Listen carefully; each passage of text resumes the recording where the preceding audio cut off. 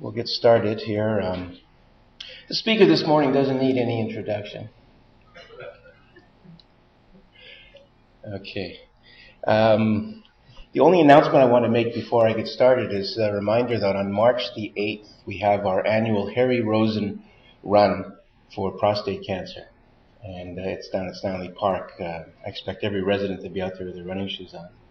If you haven't registered yet, you can go online. I don't have the URL here, but just Harry Rosen run online. And if you don't want to run, you can sponsor me. Because believe it or not, I'm going to run. Maybe walk a little bit, but try to mostly run. Anyhow, this morning I'm going to review a relatively new concept. It's not really that new. It's been around, hanging around for a while. Certainly by the end you'll realize that there's many more questions than answers still remaining in this whole field of penile rehabilitation after radical prostatectomy. Certainly in the ideal scenario, we would be able to take out prostates without any impact whatsoever on sexual functioning. However, that's not the case. No matter how good a surgeon you are, you're only as good as the protoplasm that you're working on. And of course, everybody is built differently inside, and we don't always get the results that we want. So many of us will pat ourselves on the back when our patients come in fully erect. The other day, I had an Afro-American patient complaining that his erections lasted too long after radical prostatectomy. Can't say that you see that very often, but he's now my new poster boy. But there are a number of sexual dysfunctions listed here. It's not only erectile dysfunction. As you can see, there's problems of anejaculation, anorgasmia, painful ejaculation. Leaking urine is a really significant problem and it bothers men a great deal when it does happen. Of course, we are familiar with the studies that have shown definitive decreases in penile length, and Peyronie's disease is not an insignificant finding after radical prostatectomy. So these are all dysfunctions that need to be addressed and the patients need to be informed before you approach them with a radical prostatectomy that any one of these or more may occur. So what really is the incidence? And you know this, it's all over the map.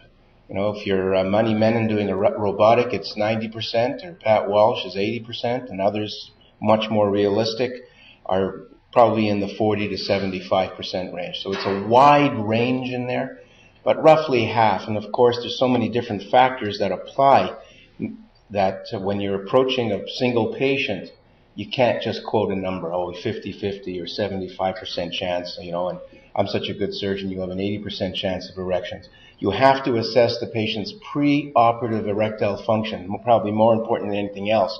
It's like playing the piano. If they can't play the piano before surgery, they're not going to be playing it afterwards. And clearly age is important. Younger men with strong erections do much better than elderly men with borderline erections. Vasculopaths, diabetics, and so forth. Smokers. These are factors that are very important and should come into play when you're counseling your patients preoperatively as to what the risks of post-prostatectomy dysfunction are. Is it a real problem, i.e., how distressed are the patients or their partners? Well, it is. It's a problem. 60% of patients report moderate to severe distress in quality of life reviews. Only compared to cancer recurrence, 12% reported a fear of cancer recurrence. In the same group, 40% reported sexual dysfunction concerns, particularly in younger men. And partners experience greater distress as well. And these are things that don't come out when you're counseling your patients preoperatively. I would be surprised if many urologists are asking the partners about their sexual status. What about the recovery? This paper has been quoted widely by our good friend and our graduate from here, Farhan Rabbani, who's at Memorial now, and he reported on 200 men who were operated on by, superb surgeons at the Memorial Sloan Kettering, and they all had bilateral nerve sparing between 98 and 02. They were followed up with the international scoring system. 49% used PDE5s post-op, and they looked at the actuarial rates of recovery of potency. And the important learning point here is that in the first 12 months a very small proportion of men actually recover, and this is in keeping with the issues of neuropraxia and recovering of nerve function, that it takes more than a year. And you start to see a real increase in the slope here beyond 1 year. And there can be recovery to maximal function out to 4 years.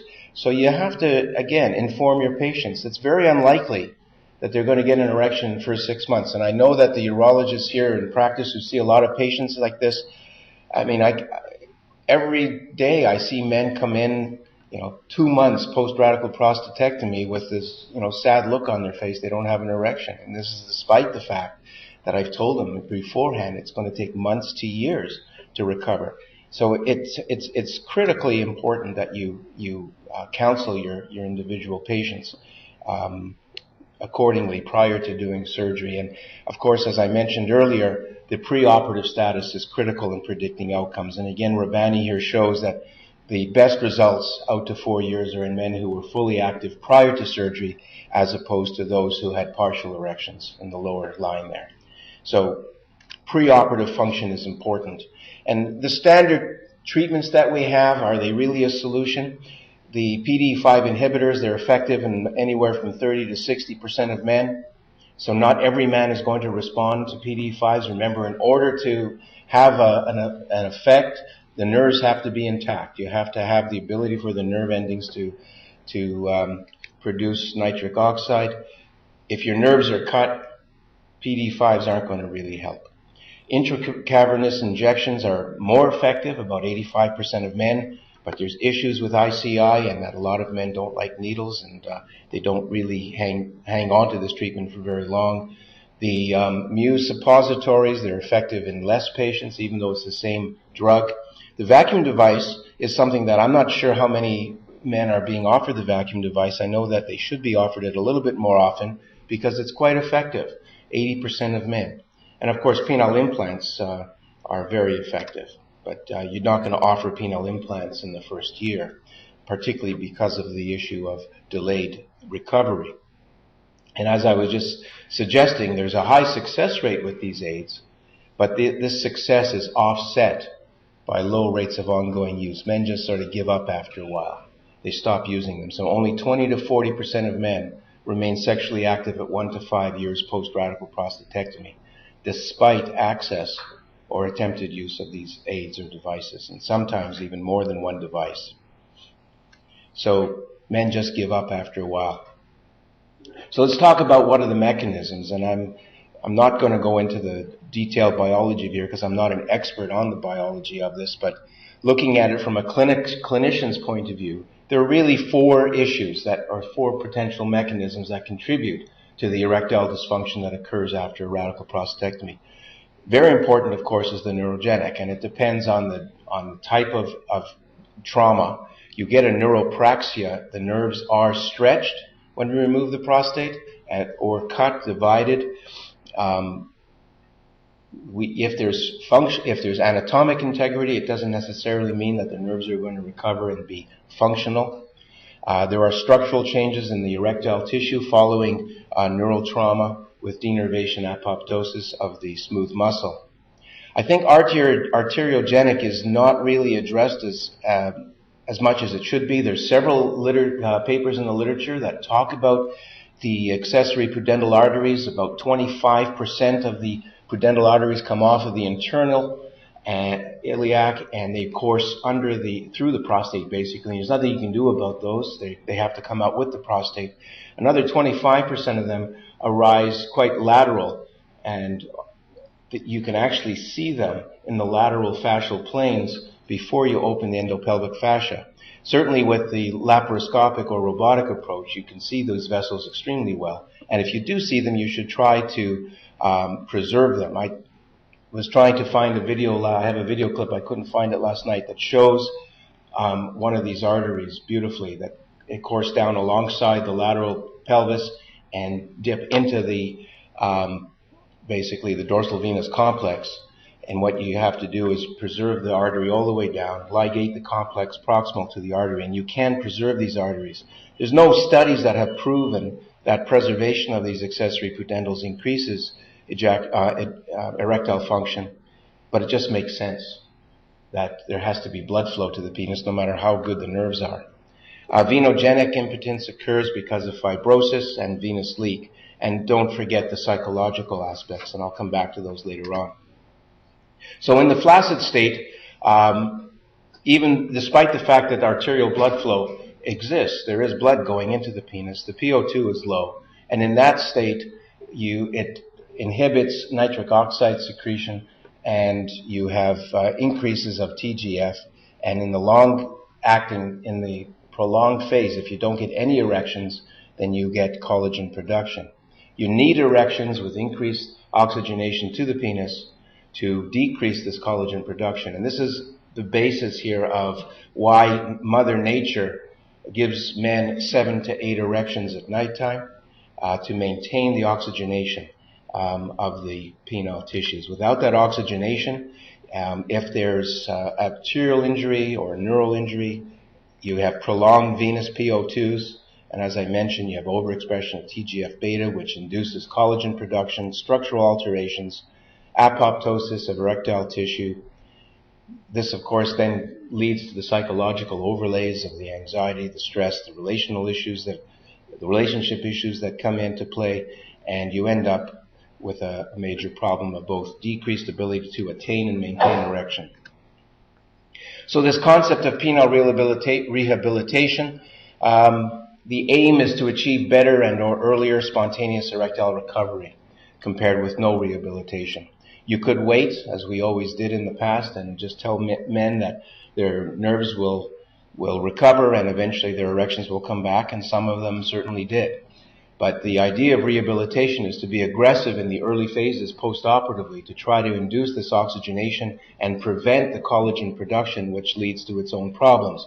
So you want to preserve the penile smooth muscle and endothelial function and optimize cavernous nerve recovery.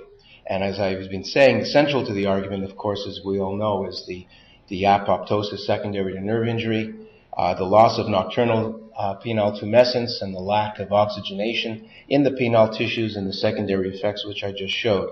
And so we can compensate by early therapy if we can keep the endothelium healthy and preserve cavernous smooth muscle.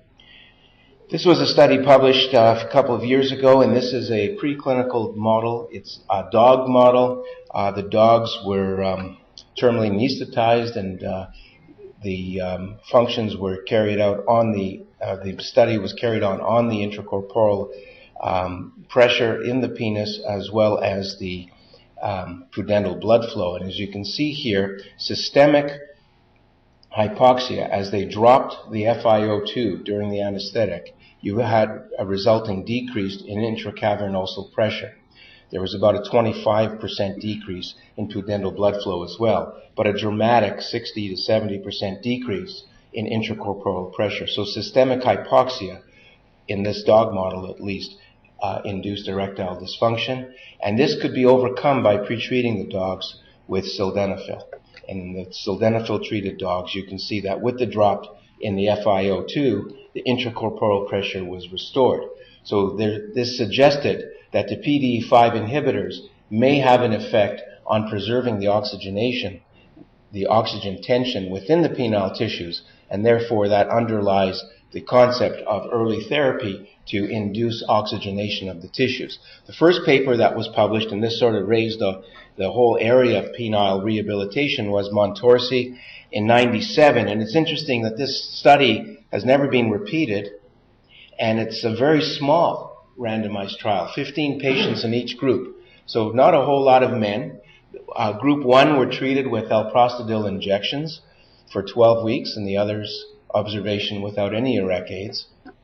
And the results were dramatic. In the patients pre-treated or treated with the Alprostadil injections, a huge difference. 67% recovered spontaneous erections versus 20%. Now, you wonder about the 20% if they were truly bilateral nerve sparing. How good was the nerve sparing? But, so be it. It was the same surgeon, and he had a dramatic increase from 20 to almost 70%. The second theory then was based on the issue I just mentioned on sildenafil, and Padma Nathan studied this, presented it at the AUA a long time ago. But the hypothesis is nightly sildenafil dramatically improves the return of spontaneous erection. So you start the men on the PDE5 immediately after surgery. The timing of the PDE5 initiation is interesting. Some men, wait till the catheter is out. Some doctors wait a month or two. I was at a talk by Jake Rafer a few years ago, and I don't have his slides, and I haven't seen it published, but he had done an animal model in the rat, suggesting that you should be starting the PDE5s either prior to the nerve injury or immediately thereafter at the time of the nerve injury. Of course, in the human, we hesitate to use PDE5s preoperatively because of the anesthesiologist may have an issue with using a PDE5 at the time of surgery or immediately. Following that talk by Jake and talking to him afterwards, I actually started to prescribe Sildenafil in a very low dose, quarter tablet, as the residents know. I prescribed that almost immediately, beginning the night after. I mean, if you get it in the PAR, it probably doesn't hurt, but I believe if we're going to go this route and we're going to be aggressive with penile rehabilitation, then let's be aggressive, and we start early on. At least I do in my practice. And that's only based on that one animal study. But anyhow, getting back to the human studies, Padma Nathan's trial looked at 76 men who had normal erectile function prior to surgery, and they underwent bilateral nerve sparing. 23 men were treated with 50 milligrams and 28 with 100, so 51 men were treated with Viagra and 25 treated with placebo. They had a recovery period of 4 weeks, so they started the drug 4 weeks post-op. Treatment was for 36 weeks, and then they had a washout period, a drug-free period of 8 weeks, so they assessed patients at 44 weeks following an 8-week washout when everybody was treated with placebo. And again, a dramatic difference between the two groups, with nightly sildenafil inducing a marked response in 27% versus only 4%. Again, you wonder, only 4% of men recovering function, but it is early on. It's only 44 weeks post-treatment. On the other hand, that was Padma Nathan with a very low recovery rate. Here's a guy, Banowski, who published just recently in the British Journal, and he's showing his control group versus sildenafil group. His control group, meaning no drug, at 1 year, 66%. Now, we know that there's an increase between 44 weeks and 1 year, but that's not a whole lot of weeks. So there's a big difference just in the controls, and again, it shows you the wide variation, probably reflecting patient selection and surgical technique, and sildenafil, but still improve the ability to achieve and maintain an erection. So the limitations of those two studies, and there are really only 4 studies out there. These were the only 2 randomized ones. There were 2 small non-randomized studies as well. One by Mulhall, and I can't recall who the other one was. But in the 2003 study by Padma Nathan, a small sample size, single center, and he didn't compare nightly dosing with on-demand. And Banowski's study, again, a small study, 43 men, in a single center with phenomenally good results in the placebo arm, but it was placebo-controlled. 95% of patients had nocturnal erections following catheter removal, so that's pretty good. How many men here can claim a record of 95% of patients with nocturnal erections? I don't even ask patients if they have nocturnal erections. Anyways, as I said, those were 2 weak studies, but what they did do was they generated the hypothesis. And the hypothesis was then attempted to be proved by this much larger study called the REINVENT study, the recovery of erections, intervention with vardenafil, early nightly therapy, REINVENT. And I'm going to spend a few minutes reviewing this study because it has been just published recently, a few months ago, in European Urology, and it's basically the best study that's out there from a numbers point of view and methodology point of view. But even with that, I'm going to comment later on some of the study design issues. So this study randomized men into basically 3 arms after nerve-sparing surgery. So they were screened, surgery, they were randomized into receiving nightly vardenafil plus placebo on demand, so basically nightly active drug, on-demand drug, And that would be starting at 10 milligrams, but they could go down to 5 or increase to 20 whenever they wanted to. On an average, in the first 9 months, they were taking it once a week, and then from 11 to 13 months, they actually increased it to 2 to 3 times a week, and plus nightly placebo. So they were still on nightly placebo plus active on demand, or the third arm, placebo nightly and placebo on demand. So totally placebo. At the end of 9 months, there was a 2-month washout. It was a single blind, so the patient didn't realize it. And then 2 months of active drug on everyone, open label. And if you will look at those 3 different phases of the study.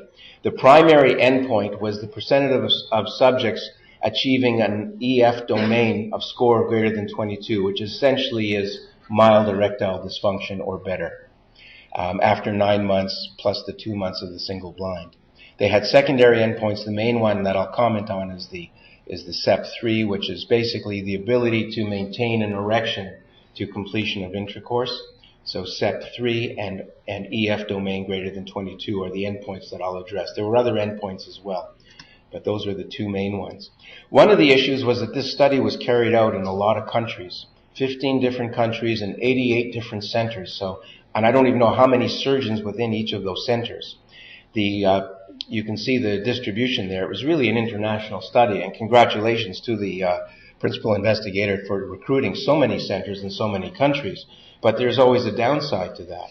And of the 997 patients that were recruited in 88 different centers, over half of them, or under half of them, completed the study, only 423. So there was a significant dropout rate. I'll come back to that, but it averages, if you look at 423 in 88 centers, it's less than 5 on average, less than 5 patients per center, and probably more than 1 surgeon per center. So the variation in surgical technique, I know that when you look inside afterwards, you pat yourself on the back that you've got the train tracks and, oh God, this guy's got great nerves. I don't know. Surgical technique is such an important factor, but also the anatomy of the individual. I mentioned the arteriogenic issues, the accessory pudendals. There's so many other factors that come into play that it really makes it difficult to design a proper study. In the REINVENT study, the baseline characteristics shown here, the average age was, as we probably have in our groups here, 57, BMI 27, and all patients were normal with a normal IIEF prior to surgery, greater than 28, and most of the patients were married in stable relationships. So after 9 months, the first review of the data, the men who had completed 9 months, this was a double-blinded portion of the study. Again, the 3 arms are nightly, on-demand, and placebo. So if you look at it over the course of the 9 months, and this is only the placebo arm, so this is just looking at men who are recovering without any drug treatment, just as their nerves recover or whatever, just natural recovery. You can see that the estimated rate is 12% at 3 months, 16% at 6 months, and 25% at 9 months. Okay, so they had a 25% recovery in their placebo arm at 9 months. And remember, the IEF's domain score here is 22, so it's not a really normal erectile function, it's mild ED. If you throw in the vardenafil nightly, you can see here, particularly in the first 3 months, taking vardenafil nightly doubles the rate of recovery of sexual functioning. And you can, at 9 months, the difference isn't quite as significant. But early on, nightly seems to work well. And I'll come back to that. I'll make a comment on that later on when I tell you how I manage my patients. And then at 9 months, 3, 6, and 9, if you throw in the vardenafil on demand, there's an even more significant improvement in the percentage of patients who achieve erectile functioning. So at 9 months, almost half the patients who have received on-demand vardenafil have achieved some sort of erectile functioning. Okay, and I again point out to you, it's only 9 months, so it's early still. Many more men may recover, and many of these men may recover even more beyond 9 months. Sorry. So this is showing the percentage of patients who recover to normal functioning. If you notice, the score here is the domain score greater than 26. That is normal erectile functioning. And again, the men There's a big difference here in men who are on vardenafil on demand versus those on nightly. 36% versus 20%. Okay, and if we go back a slide, remember 48% of men achieved mild function. 36%, 12% less, had strong erections. The SEP3, remember again, that's the question of whether or not a man can maintain his erection throughout intercourse to completion of intercourse. And again, here's a high number, 53% of men. And as you know, many men can have intercourse without a full erection or achieve orgasm without a full erection. So that number is expected to be higher. So about half of the men at 9 months, which isn't bad results. So at all double-blind visits, a significantly greater proportion of patients in the on-demand group had scores of 22 compared with the placebo. And just skipping down to the next point, over the entire double-blind treatment period, significantly greater mean per patient SEP3 success rates were observed with vardenafil on demand compared with placebo. So significantly greater number of men were able to achieve normal intercourse or some form of intercourse with the on-demand. So then the next phase of the study was the placebo washout period, where all men in a single blind fashion received placebo for 2 months. And at the end of that 2 months, we're going to look back now and see what happens to these individuals. So with no active treatment, you basically lose the significant difference between them. So the placebo group is not much worse off than the vardenafil on demand or the vardenafil nightly group. So this is the treatment arms that they were on prior to the washout, and about 30% of men overall maintained some form of erection, mild ED, after the washout. And the same applies here with the SEP3, though the numbers are a little bit higher. It's not statistically significant. So they were all non-significant differences between the three groups. So the primary efficacy variable was not met after the washout period. So when people are treated and then you take their treatment away for 2 months, you lose the statistical significant difference between the treatment arms. And so then what happens if then after that washout period, you put everybody back on the drug? So now you have men who have received the nightly for 9 months, they didn't do anything for a couple of months, now they're back on drug, on demand, back on drug, or placebo right through 11 months, now going on to drug. And if you look at this, the patients on placebo actually are do pretty well. They up to 48%, however not quite as well as the others, though the differences aren't really that dramatic.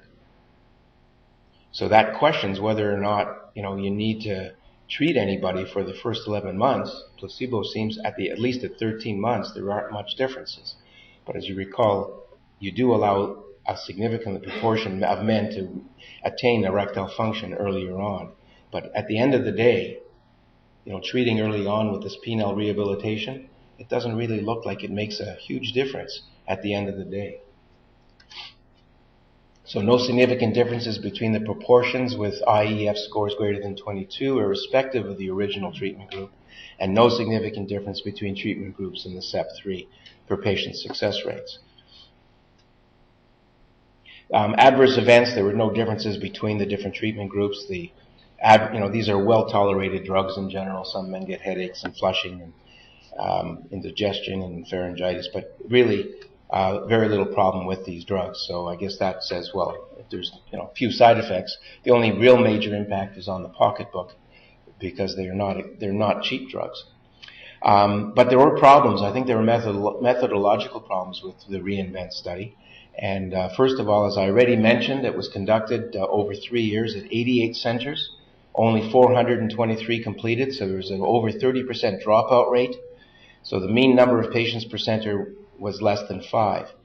And so that really brings into question the homogeneity of the nerve-sparing technique when there's so many different centers and surgeons involved and with so few patients per center. So that's issue number one. I already addressed that earlier. The other is there is no documentation of compliance rate. We don't know if in the nightly group the men actually took the drug nightly, and we don't know on the demand group how often they took it. Maybe some of them took it nightly.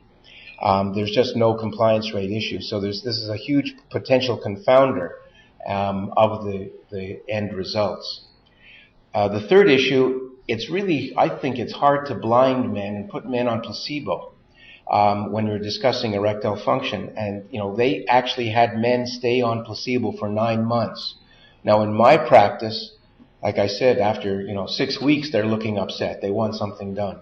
I can't imagine asking men to stay on a placebo for 9 months when they know that there are PDE5 inhibitors out there. So, on the one hand, congratulations to the principal investigators and all the investigators for managing to maintain men on this placebo, but I wonder how well they really were and whether or not they actually did take some medication off outside of the protocol. We just don't know that.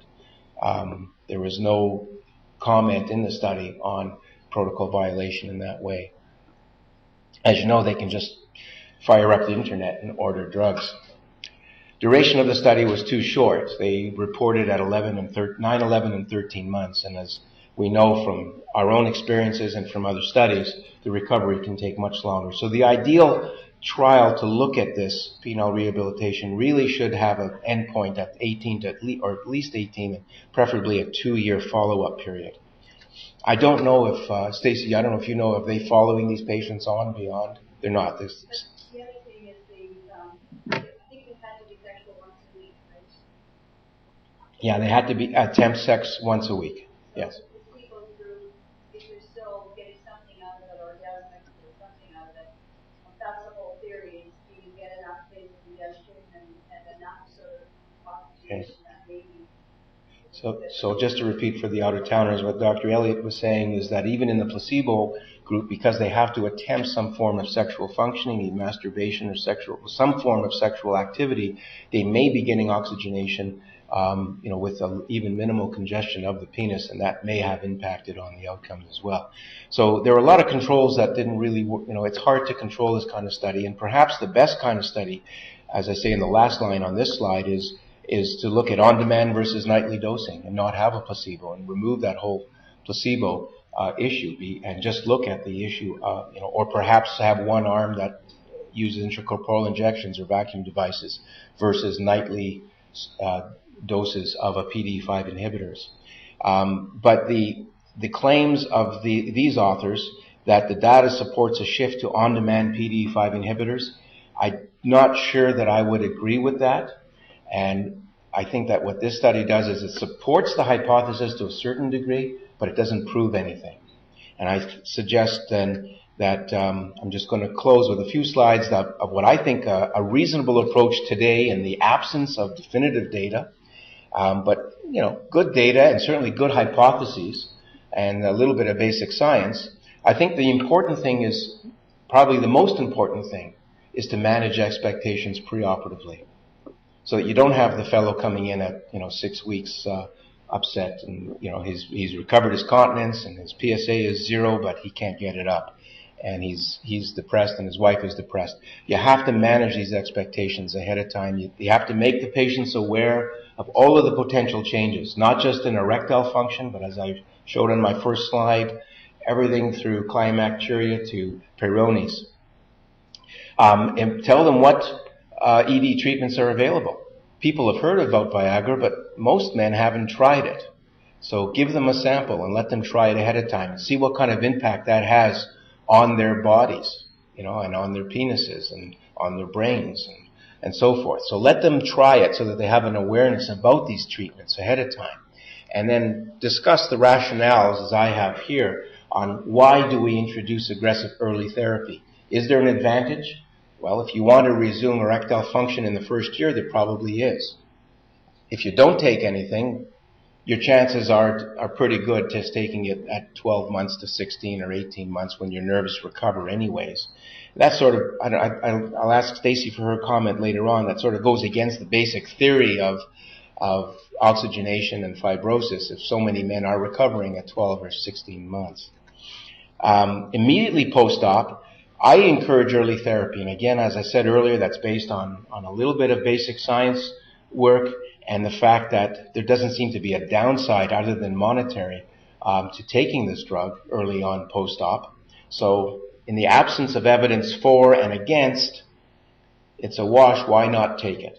So I still encourage my patients to take a Nightly PDE5, I take a small dose for the first 3 months. And if you remember back in that one slide, it showed that at 3 months, the nightly did have a positive effect on the achievement of an IEF greater than 22 for the first 3 months. So in that first 3 months, men are still recovering their continence, they're still recovering from the surgery. Many of them aren't going to be interested in on-demand and on sexual activity, but they don't mind taking a nightly dose of the drug. You just say, I just tell them, look, it's keeping, oxygen going, it's keeping the lining of the blood vessels healthy in the penis while your nerves are healing on the inside. It's keeping things healthy. And then in a few months, we'll look at using other approaches, such as ICI or vacuum devices and so on, or going up to full dose PDE5s. But, it does take a few months for, on average for patients to get to the point where they're interested in having sexual function again. So then later on in the 3 to 6 month post-radical prostatectomy period, I think this is where it's important to have sexual health clinicians, psychologists, and people who have expertise in the big head that urologists don't necessarily have. And this is where we get into issues with relationships, with partners, sexual functioning, with the stress in the relationship, intimacy counseling, intercourse versus outer course, and so on. And this goes beyond our expertise as urologists. So I think we need to engage our colleagues in healthcare, in sexual therapy and in psychotherapy, and have them. And this is something that we're trying to develop. We've had it at the Prostate Center for a number of years now with sexual health clinicians. Dr. Rich is seeing a number of my patients now post-operatively, and Stacey Elliott, of course, has been interested in this and is our city's expert in this field. So I think we need to engage, particularly our younger men, I would say, in psychotherapy or some form of psychosocial therapy early on. And then beyond 12 months, as men start to realize that they will or will not get their erectile functioning back, I think you have to sort of become realistic. You have to focus on their partner concerns as well as on the individual's concerns. As you know, they're not always in sync. Intimacy, sexual activity, helping men adapt and accept their state. So with that, I'll conclude. I think it's, again, the key points are talk to your patients ahead of time, manage their expectations well. I think that an aggressive approach is warranted until we can prove that it absolutely makes no difference. I don't think we have that evidence now. If anything, we have some evidence that early treatment does improve outcomes.